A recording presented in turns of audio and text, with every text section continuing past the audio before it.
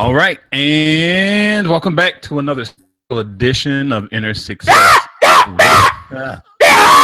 That's terrible. Recording that is terrible. Wait, you hit the record button? Yes, Oh, that was terrible, man. wait, what were you trying to say? I don't know. I forgot now. Just felt I like a forgot good now. time to go. That might be way too loud. Yeah.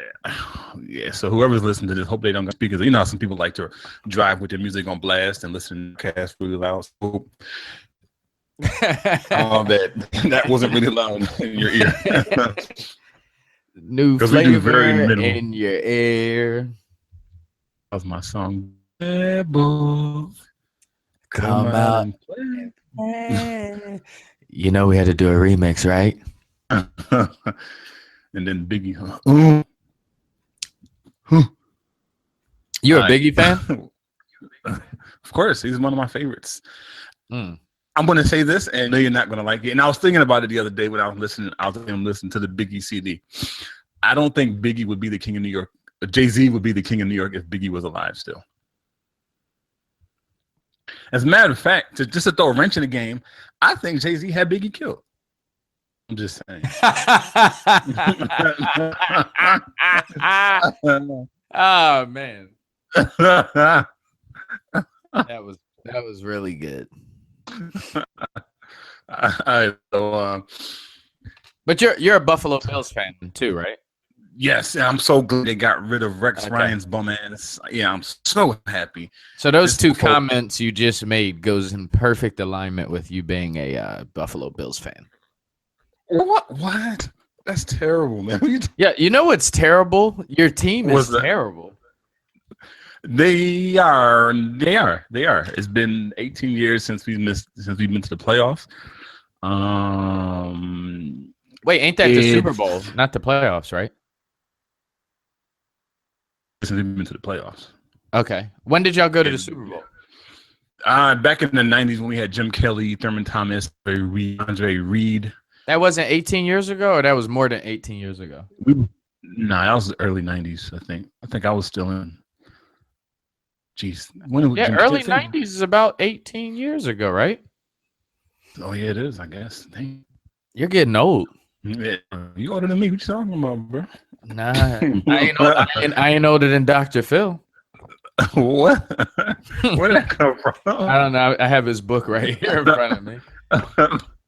Alrighty. Oh, what did Jim Carrey say? Alrighty then. Alrighty then. Bumblebee 2. All right, so we're recording this, of course, on the 28th. People that are listening to this are listening to them on January 2nd. And of course, in America, that means that's after the New Year's. And the last episode we called the why behind goal setting. That was episode number 4. If you haven't listened to that one yet, go back and check that one out. We're starting this episode fresh at the beginning of the new year. I wanted to talk about some of the resolutions that, wise, and this is based on an article, Inc.com. Dated, what's the date on this article? I don't even know what the date is on the article. We're supposed to be doing current. Oh yeah, well, it has to be current because it's 2017. Duh. We just wanted to talk about the top 10 resolutions, and I guess piggyback off of what we talked about last Monday as far as the why behind goal setting, bro. But you did a live stream a few days ago, depending on when you're listening to this. As far as people who set New Year resolutions and they till the beginning of the year to start on those New Year's. Let's start there, bro. Can you just briefly talk about what that live stream was about?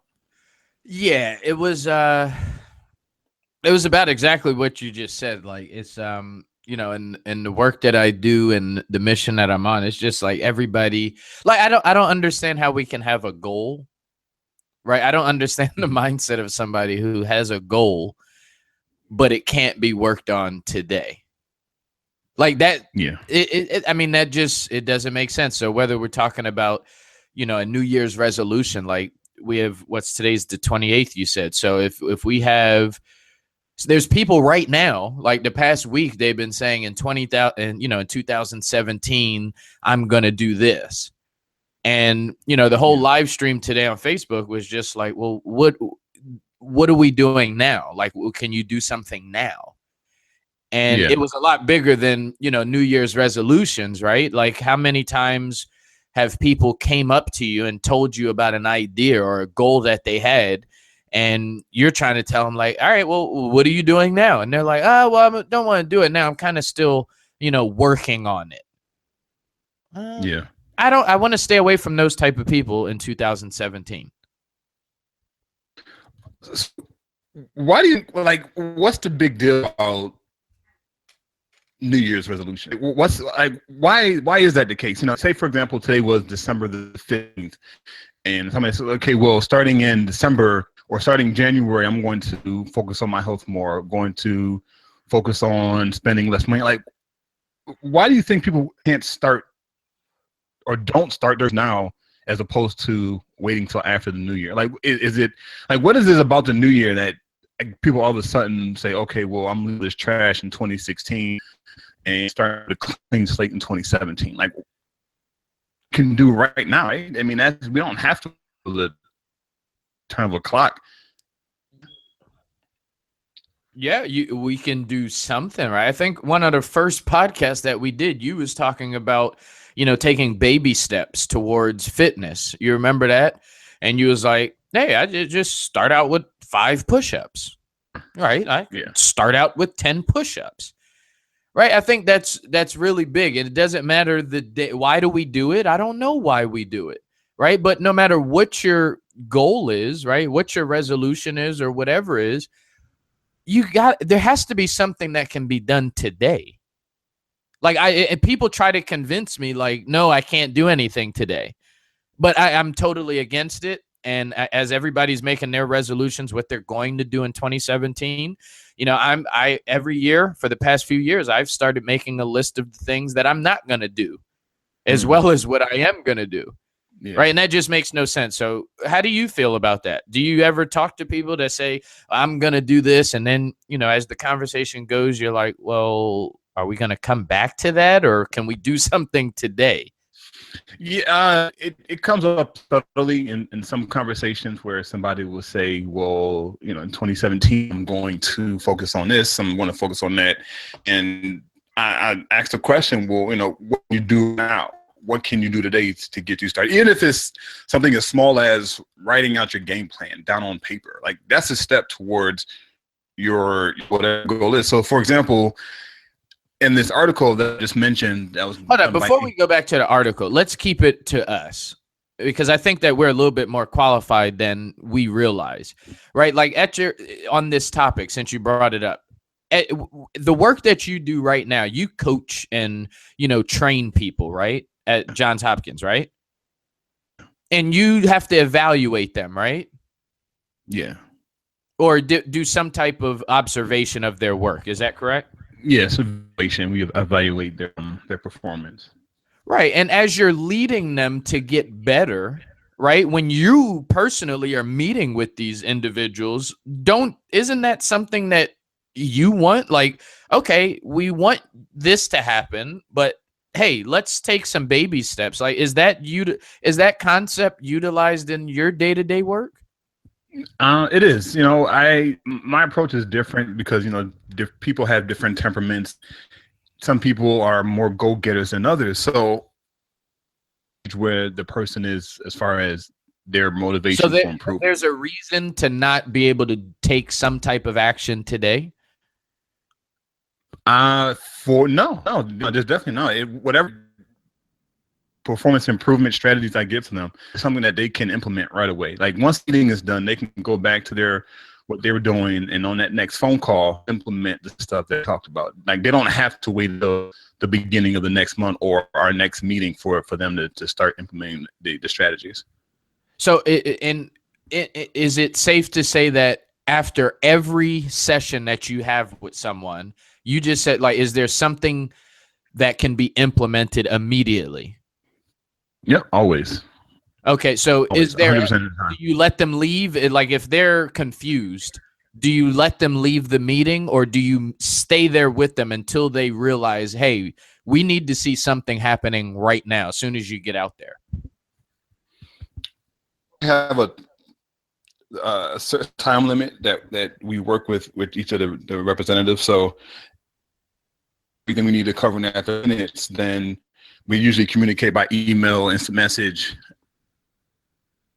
Just come and walk over to my to my desk and just pop in, ask me any questions. So even if they leave the session and they still have questions that are unanswered, make sure I'm available to them. So to guide them and say, hey, you can implement these strategies right now. This is that you can take care of right now. You don't have to wait till our next meeting. Do people get fired based off of not implementing what you're teaching them? No, because they indirectly, yeah, because the strategies that I provide and that we provide as a team, it helps them improve. And if their scores are below a certain percentage in a row, then they go through the process of being terminated. Mm. So yeah, so I mean, what we suggest is not enforceable. We always make recommendation, and it's up to the person ultimately whether or not they decide to take the suggestion. If they don't, then of course there's consequences. Yeah, Consequence responsible for making sure that we're putting out the information that the person needs in order to improve. and as somebody that's in a authoritative position where you're actually in position to help these people, do you feel a little good when people actually do implement what the suggestions that you give them? I feel amazing, man. It's like you're because there's no ulterior motive to to it, right? We've been friends for a while. I'm even on sometimes I let my passion for growth and development leak into what I do, and sometimes it becomes frustrating because you reach out to people and you'll say, hey, I want to help you, and the request out there say, hey, I not only help you with your professional, also can help you develop personally. And no one's like, literally I work with probably about people a month on average is how many people I work with, and I would say probably one or two have reached back out to me and said, yes, what I'm working on, how can I achieve it? Yeah, I wish. I mean, that's the goal for just moving forward, and just having the conversation. Sometimes I do think that we do sit on things and we kind of relax and on cruise control. Like, do you know people, like, be honest, right? Do you know people right now that are on cruise control that turned off everything and they're waiting to get their life started back in January 1st? Or you don't know? Yeah, You do? Like they shut yeah. they shut down already. These days don't even matter to them. These last few days. You mean they just? What do you mean they shut down? Yeah, they shut down. Like I'll give you an example. I know several people who they're not doing anything for the next till January 1st. Right? They're staying in their bed. They might not even be taking a shower, not even brushing their teeth. They're not getting out of bed. They're out of work until January 5th. They're not doing that until January 1st. Do you know any of those type of people? Yeah.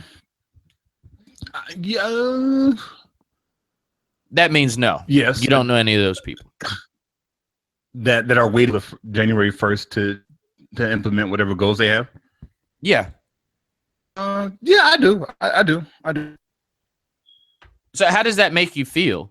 Like, do you try to do you talk to them about it, or you just let them go? One of the things that I'm starting to do, and even starting now, and as I move into 2017, is help will reach out. And those sounds weird, right? Some people may not know what help. You may be in a position where you're. I've been.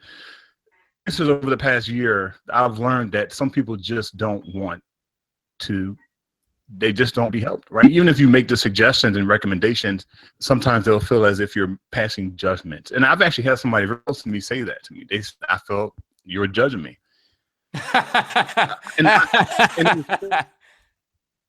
It was like it shifted my paradigm when it comes to making suggestions to certain people. So, like, if I see somebody post a status on Facebook, I know setting goals, and those are the type of people that I'm looking for. But I'm not going to willy-nilly offer up my advice and opinion on certain matters. So let me challenge that theory. So if one of your friends, one of your long-term friends, became homeless, would you say anything if they don't ask you? Yeah, I would ask. Yeah, I mean that. I would say, do you need any help? Is there any way I can assist you? I would lightly tread that water, because even people in wait, a long-term friend went homeless, and you would lightly tread the water on, like, yo, what are you doing? Because if somebody's homeless, there's opportunities, meaning that there's programs, there's ways of getting help. And would I completely turn my back? Of course not. No, there's some friends of, we were like brothers. We've been friends since we were kids. People become more empowered if they realize that they pull themselves up by their own bootstraps. Well, I guess we're a little bit different there, which is like if I'm with somebody on something, whether if it's in business or family or friends, I'm not asking for permission to say what I see. If I see you slipping, no matter what facet of life it is, if I care about you and I see you slipping, I'm gonna say something, whether you like it or you don't like it. Now, for everybody else, yeah, I could let it slide, and hopefully they'll come. But I would want, and that's how I want people to do for me. And I appreciate everybody who does that for me as well. They see me slipping, they say something about it direct, not indirect, not watching or talking to other people about this issue, but coming to me like, yo, your skirt is showing. You know what I mean? Yeah. So then, what would you say to people who were, because I'm sure I'm not the only person that, where they've reached out to somebody who they saw not on the path that they should be, and they made some recommendations, and then they got called out for. Let me give you an example. My friend, my good friend Jaron, right? I used to be in personal development, like really big. Like, we've all been to that phase through personal development where we start telling everybody, and we're like, "You idiot! Why are you listening to this?" Have you ever been that person or no? Been as far as like, you mean? Like, you gotta listen. Like, you gotta listen to this personal development. You gotta read these books to your friends that didn't like personal development. I did, and at the beginning I did. Yeah, in the beginning I definitely did. Yeah, so I was doing that with Jaron like many years ago, and I'll never forget, and I joke with him all the time, like I'll never forget, he said, yo, just shut up. Like, just do it. You know what I mean? Yeah. And it was in the heat of it. That's like you and I having this conversation about like a Les Brown or Zig Ziglar, right? And someone comes in like, yo, why don't you guys shut up and do something? Like, why? Like, he really said that to me. Like, and it really hurt me at that moment. But it made me challenge my own thinking. Like, yo, why would you? Yo, that's kind of rude. You telling me to shut up. Yeah, I think the world needs more of that. I honestly do. Where people say, people speak up and say, told you. Yeah, like, listen, if you're fat, like, what good is a friend? If you are thin and regular size when I first meet you, and after a couple of years you become obese and big, it's one thing if I meet you big, but if you're growing to be big and obese in front of my face, what type of friend am I to not say anything about that? Yeah, I get you. I get you. So I guess it is contextual. You know, I guess depending on the situation. So in situations that, you know, people, you know, I've said to people who I've seen have made changes, and I've reached out and say, "Hey, are you okay? I noticed that you started doing this X, Y, and Z," or I'll ask questions and do it sort of passively. I'll do it in a passive manner because I believe everybody's where they should be at any particular point in life based on their level of consciousness. When they say when the student ready, the teacher appears. But then we had a guest on our Wednesday episode that says you can also reverse that. You know, when the student is ready, when the teacher is ready, the student appears. Yeah. Right. It's kind of like it's reciprocal. It goes both ways. See, I don't think there's a Michael Jackson if Joe Jackson was passive. Oh yeah, you can like it right. or you can not like what that statement right there. I agree. So he's agree. Yes, passive. I don't know. I'm gonna have to sleep on this one. I'm gonna have to sleep on this one. Yeah. But oh, my computer just. All right. So how can we make this? How can we tie this all into what's happening today? Right. Today's date, January 2nd. People are listening to this on the day of, and of course the day after. What's one core message that we want people to take away? And I think you answered it already for people who may have, I don't know, skipped through some of the episode or whatnot. Like, what's the central message that we want people to take away?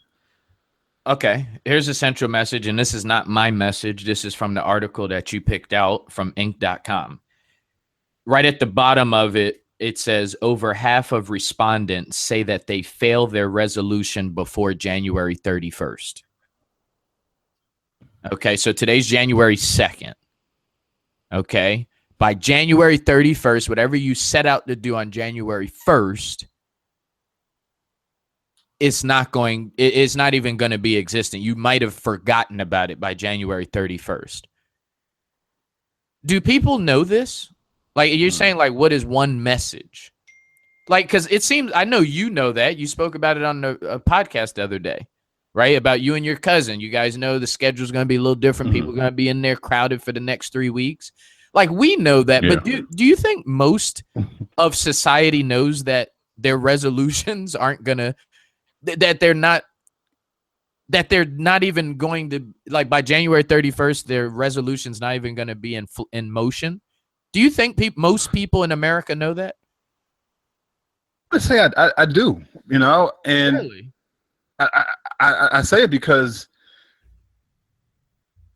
we know the path to take. As humans, we sometimes don't even get the path.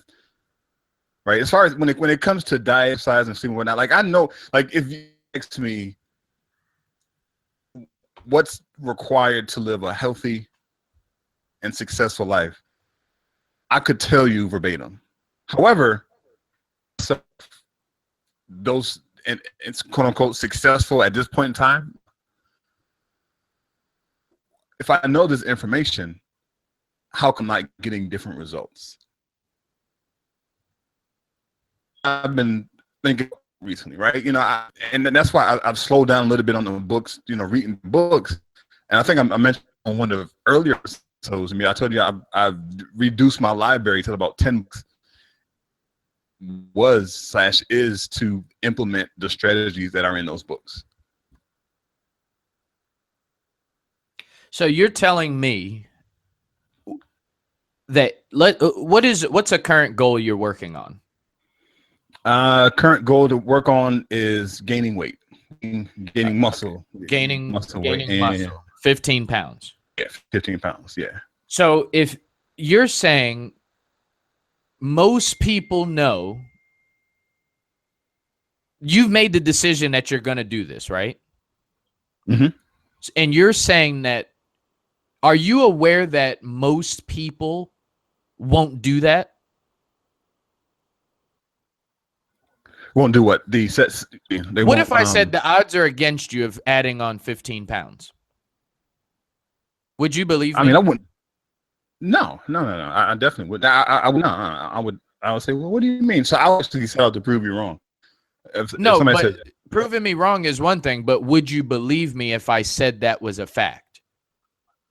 no, You wouldn't believe me.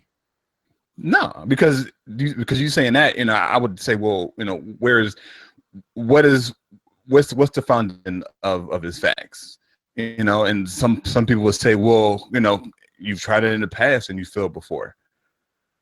So you Well, believe that most people who set out to add on 15 pounds as a goal have achieved that? I would say no more than yes.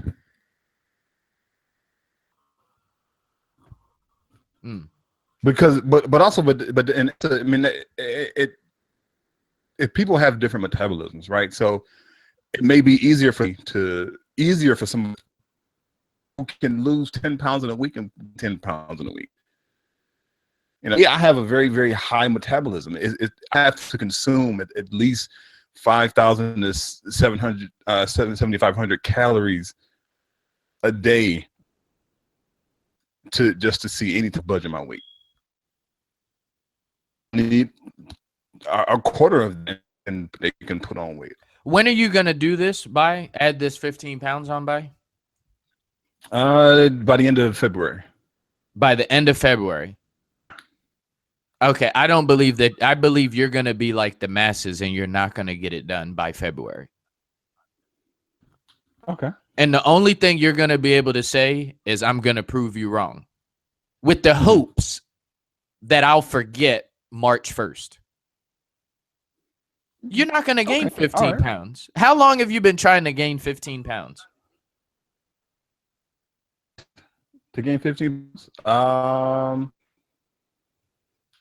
I'd say probably over the couple of months. Over the past couple of months. Past couple months. So all of your existence of living on this earth, you've never wanted to add on pounds. And just a couple months ago, you say, you know what? I'm going to set forth and I'm going to add on 15 pounds. No, I've been there in my head. I just set out to do it. You ain't gaining no. You're going to be just like these numbers we see in here. I'm telling you, you're not going to do it. All right. What are you doing differently that would make me believe that you're going to do it? In the gym consistently. I've never. Wait, in the gym is how you going to gain weight? Yeah, that's. Well, yeah, I'm no dietitian, but don't you gain and lose weight in the kitchen? That also, yeah. Oh, yeah, no. See, I knew you wasn't going to do it. You're not gaining this 15 pounds. You can stay in the gym 24 hours a day. You're not getting it. You're not gaining 15 pounds because you believe that you're going to gain 15 pounds in the gym. That's a part of the equation. A very small part. No, you can't say small. You definitely can't say small. You don't believe that 80% of gaining or losing weight is in the kitchen, 20% is in the gym? I disagree with that premise, and I'll tell you why. Okay. Because if I'm trying to do it the right way, like I can say, okay, I want to put on 15 pounds, and I can eat 5,000 calories on the couch, going to the gym, and I can put on weight that way. However, if I'm combining the two, right? If I'm in the kitchen eating the right food, enough calories, and in the gym just as much as that, then it's more 50-50. But because could you do it without one? No, you can. You don't think you can do it without one? No, you definitely can, depending on what your goal is. Like if to do it the healthy way, you want to add on 15 pounds the healthy way. So then I need both. I need to be in the kitchen and I need to be in the gym. If I don't care if I want to put on. Which one can you do without doing it the healthy way? I need both. But what could you do without? I can't nothing. Like both necessary. Like if in the gym, I'm only still eating only 500 calories a day, it's going to take me a lot longer than 2 months to put on 15 pounds. Oh man, you not gaining no 15 pounds. Okay. And if you do, you're gonna have to take some supplements, some creatine, or you're gonna take some steroids, high performance. You ain't doing it the natural way. I'll take it. Damn, that sounded real negative. That was terrible. But it's good though. You know, it's good because it is a person's belief. Me speaking personally. So what if I'm right? I don't know if you're right. And unless you have some, we what's the Final Destination or Premonition, where you were able to see into the future. Since I'll say, okay, well, he has a gift, but do I know that I'm going to absolutely, without a doubt, 15 pounds by the end of February? I mean, I can sit here and say yeah, but my focus on the process, Okay, be on what's needed to the pounds, and what can I do each and every day to make that a reality. I can't wait till March 1st. I'm gonna send you some. I'll send you a picture of me standing next to CT Fletcher. Your motherfucking set shirt on. Oh man, I can't wait till March 1st. I can't wait. So gaining and losing weight. All right. So that's, what is it? It says 71% is diet or eating healthier that people want to do in the new year. Exercise more is 65%. We know people ain't going to be exercising more than what they're doing right now, especially if they're waiting till January 1st. Losing weight, 54. I would have thought losing weight would have actually been number one. Am I wrong there, or would you have guessed diet or eat healthier was number one? But one compliment. So if you're eating healthier and dieting, I hate that word diet, but if you're eating healthier, then and you're exercising more than naturally, you'll lose the weight. So I guess it's kind of like a progression. Quit smoking. Because there's tons of ways to lose weight, right? You can have liposuction and lose weight, right? So tell me your theory behind this reading, because reading more is number 7 at 17%. Let us unpack that a little bit. I read from Bruce Lee. Bruce Lee said he doesn't fear the man who has practiced time. Bruce Lee fears the man who's practiced one kick 1,000 times. Okay. So just replace kicks with books, right? Who's read? Whoa. No. What? Wait. I would listen. Stop. You're losing fans for this podcast. Stop. Wait. Think about what you just said before you move forward. All right. So you think you just said replace kick. You just said a Bruce Lee quote, and then you said replace kick with reading a book. Yeah. But a kick is an action, right or wrong? A kick, yeah, but no, you're going too deep, man. Why you gotta? We're not going that deep, man. Just replace the word kick with book, man. we ain't going that deep, man. Not on the Monday show, man. Leave the deep stuff for. I know where you're going with this. I know exactly where you're going.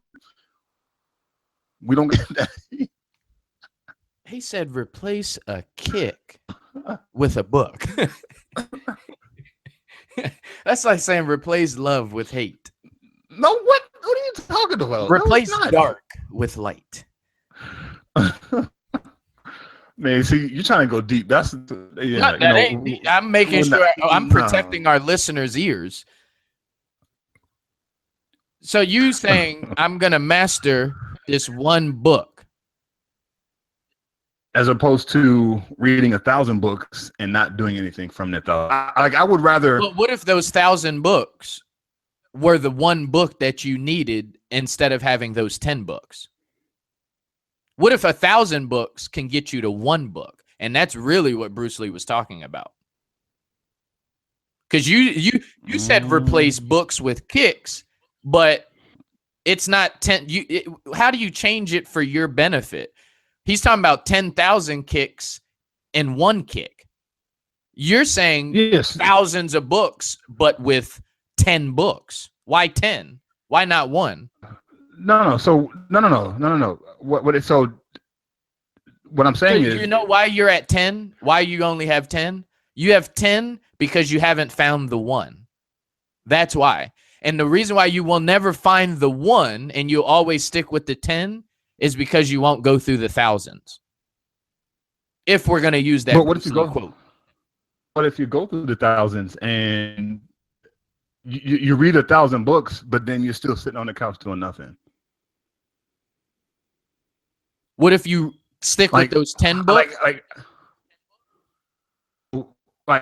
stick with 1,000, and then we can go to the 10. Where you get a 10 from? Where you get a 10? I don't know. You said 10. We can replay that. You said I've limited. I got my book collection down to 10. I got you. Yeah. So it's. Don't be mad because I'm listening to you. I actually listen to you. No, I'm not mad, man. Come on, bro. Man, really. We got one of those things. Books. You need one book. If you're gonna, or just say, I didn't mean to use the Bruce Lee quote as a metaphor. No, I meant to use it. It may not. So where's the one book? You said, I don't fear the person who knows 10,000 different kicks. He fears the person that has practiced one kick 10,000 times. Yeah. So where's the one? Where's the one? Why do you need 10? I believe you're going for the 10. I believe you're at 10. See, and that also depends. Do you want to be great or do you just want to be really good? Because I want to be extraordinary. The risk of being great is the search of the unknown. Right? So what if there's a book out there that sums up your life and that you can always bank on, you can always go to? And some of our listeners may say it's the Bible, which I don't necessarily agree with. But why 10? Are you talking about? I would really understand you if you said, I got this one book and I'm going to base my life off this one book and the principles that's in it. Yeah, I got you. It makes you're right. I guess I haven't found that one book. You've been trying for years to find a way out of reading books. Oh, I enjoy it, but I got to a point, man, where it and I'm reading X number of books. I wasn't getting any results. Like I wasn't implementing the stuff. So at the end of the day, it just became a numbers game for me. And I definitely didn't want that to happen. I definitely didn't want to say, oh, I read 10,000 books here. Look at me. I'm having my whole. I wanted to be in a position where I read 2 books this year, and these are the results measurable I got from reading these 2 books. But what 2 books though? I haven't found them yet. People make recommendations like Gary Vaynerchuk or Pat Flynn. They'll make recommendations, and I've read books based off their recommendations. Especially Pat Flynn. The One Thing, that book was a good one. That was a great book to read. Yeah, I mean, I don't know. I think that the odds are stacked with reading. I think the odds are stacked again. I think you're making. I think not just you, but I think anybody who chooses that path is making the road a lot harder than it should be. Because for every one successful person you can tell me that doesn't read books, I can name you 100 successful people who actually attribute a lot of their success to the knowledge that they've learned through reading a lot of books. And if you say Gary Vaynerchuk, right, he's also now, if you say you work 18 hours a day and you have a couple books that are bestsellers, then I could say, all right, well, that's a good reason not to read books. I think you're running away because of, I don't think that's fair. So you don't think it's fair? What do you mean? I don't think that's fair for you to do to yourself. Oh, you mean what? Not read or not read? How do you read a book and not get something you can implement from it right away? What type of books are you reading? I mean, I'm reading the same books. Rich Dad, Poor Dad. The One Thing I read. What else? Essentialism. I've read the Positive Thinking. I've read a lot of the big book. Rich Dad, Poor Dad. I've already said that. Think and Grow Rich. I've listened to read that like I don't know how many times. But what books are you reading that you're not being able to at least implement one thing? I mean, I would say all of them consistently. I mean, I would read a book and then I would go out and implement the strategies. Like, for example, the Think and Grow Rich. There's a lot of actionable things within the book, and I do it for about a week or two and then fall off. So it's like one of them things is like, okay, well, we have to get that. Why you have all these books, you have all this knowledge. What's the reason you're not implementing it? And I think it goes back to, and I think we talked about this on a previous episode, self-sabotage, like on the unconscious level. See, I don't see how that's possible. Like I just finished reading a couple of days ago the book we was talking about in the podcast before. I said The Faith of George Bush. Yeah. Right. I just read it. It's a national bestseller. I just finished reading it. Right now, someone would say, well, how did you gain something from it? Well, for one, all they're seeing is the word George Bush. Right. They're not even talking about the faith, the faith of George Bush. Right. Yeah. So what I got in that book, although most people would say, for one, they won't even read a book with George Bush's name on it. For two, how do you learn something from George Bush? And for three, what does faith have to do anything with George Bush? I gained, my faith is now stronger because I read that book. And I read a book on Elmo and how Elmo was created. I read a book. I don't see how you're reading books so you don't get something you can implement immediately. No, it's not. It's that you don't get something, because I mean, you can get a lot of stuff from a book.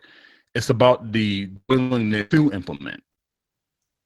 But when you read a book, are you reading it for the purpose to get of the whole book, or are you looking for one thing like that book that you're talking about, like that one thing? Well, I mean, it depends, right? So I just finished a book called Alkaline Herbal Medicine by a guy named Aquili. I forgot. I don't know how to pronounce his name. And the purpose for reading that particular book was to look into different herbal remedies for certain conditions that I have.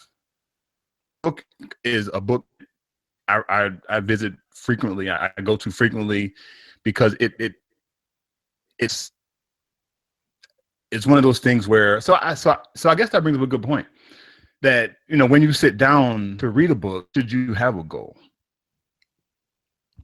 Reading just for entertainment? Are you reading just because you just enjoy reading, or are you reading to get something from it? And I think goal at the beginning makes a big difference when you're going through the. Yeah, that's really big, and I think that plays a major part as well. Even when we're talking about this article, like I think that's really big. Like every time I read a book, right, before I even open it, I'm excited. Like I need one thing. I'm looking for one thing before I even start reading any book. I'm like, I'm going to get one thing out of this book. And I remember there was this book that I read, The Art of Man, Literature, and the Art of the Mind, Literature, and Art. And that book was so slow. Like I was reading chapter after chapter. I was like, dang, I ain't getting this one thing. But I still had hope. I was like, yo, but something's going to pop. Something has to. It can't be this bad. And then sure enough, like deep into the book, when it was almost over, I found that one thing. And I was like, oh, I got it. That was it. And I started implementing that thing immediately. Yeah. So I do think that that's really big. I think that even not just reading more, but even with the quitting smoking or dieting and health or losing weight, gaining weight, exercising more. I think like when you go into the gym, you're probably thinking, because you're trying to add on 15 pounds.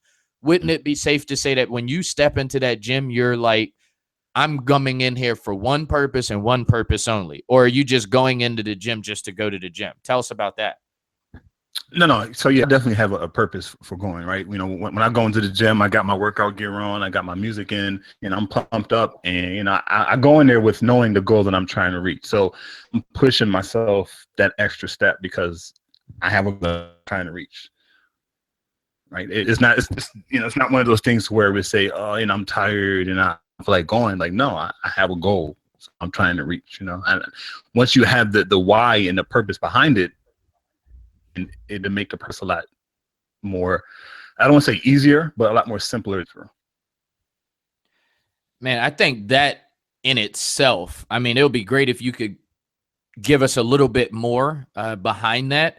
Because like mine is different. Like when I go to go do my exercise, I'm going because I want to feel really good. Yeah. Right. And it's gonna help me be more efficient. It's gonna help me think better. It's gonna make me feel better. Mm-hmm. Right. I'm not going to gain or lose weight or anything like that. I'm just going because I need to really feel better, and I know the benefits of going. And I think that's what that's what a lot of people aren't doing. Maybe when they're trying to lose the weight, they're not, or they're trying to do the diet, they're not eating those peanuts or those that fruit because they're thinking of what it's going to do. Maybe they're not doing that. Maybe when they're reading, they open a book, they're reading it, like you said, to go through the numbers. Yeah. And this is number 7 on here. Maybe if people knew why they were reading, they said, hey, I'm going to get this out of this book. Or I'm going to get this out of the gym when I go today. Maybe they would go a little bit longer. Yeah, I agree. And I think, to begin to wind down here a little bit also, I think people, now, of course, we know that putting time restraint on a goal is important, but it's not written in stone, right? We can make adjustments based on how things work out. So, for example, the article, I think you mentioned that over half of the respondents said, oh, they read before right there. So pretty much what the article is saying is people who are looking for another job thinks they failed because they found a job in 30 days. On now, right? If you failed because you haven't found a job in 30 days, you know, what if you're trying to get a job at T field and you got to go through different requirements and other stuff, or you're applying for a job outside of your field? Like there's so many different scenarios in place to where it's highly likely that you may not find a job within 30 days.